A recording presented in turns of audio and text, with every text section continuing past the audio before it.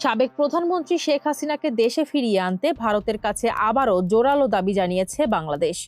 শুক্রবার মরিশাসের পোর্ট লুইসে ভারত মহাসাগরীয় সম্মেলনে শেষে সাংবাদিকদের এই তথ্য জানান পররাষ্ট্রমন্ত্রী ডক্টর খলিলুর রহমান। একই সঙ্গে তিনি নবনির্বাচিত প্রধানমন্ত্রী তারেক রহমানের সম্ভাব্য ভারত সফরের বিষয়েও গুরুত্বপূর্ণ আভাস দিয়েছেন। পররাষ্ট্রমন্ত্রী জানান, চলতি সপ্তাহে দিল্লি সফরকালে ভারতের পররাষ্ট্রমন্ত্রী এস জয়শঙ্কর ও নিরাপত্তা উপদেষ্টা অজিত দোভালের সঙ্গে বৈঠকে বিদ্যমান প্রত্যর্পণ চুক্তির আওতায় শেখ হাসিনাকে ফেরত পাঠানোর দাবি পুনর্ব্যক্ত করা হয়েছে। গত ৫ আগস্ট গণঅভ্যুত্থানের মুখে দেশত্যাগের পর থেকেই শেখ হাসিনা দিল্লিতে অবস্থান করছেন। বর্তমানে তাকে এবং সাবেক স্বরাষ্ট্রমন্ত্রী আসাদুজ্জামান খানকে ফেরত আনার বিষয়টি ভারতের অভ্যন্তরীণ আইনি প্রক্রিয়ায় পর্যালোচনার অধীনে রয়েছে।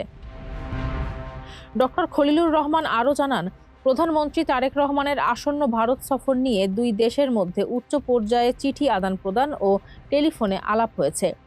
সফরের তারিখ চূড়ান্ত না হলেও আগামী কয়েক সপ্তাহের মধ্যে এ নিয়ে ব্যাপক প্রস্তুতিমূলক কার্যক্রম শুরু হবে।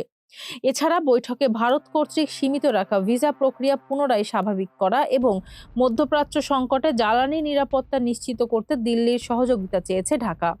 আঞ্চলিক স্থিতিশীলতা রক্ষায় বিমস্টেক ও সার্ক সম্মেলন পুনরায় সক্রিয় করার ওপরেও বিশেষ জোর দেন তিনি।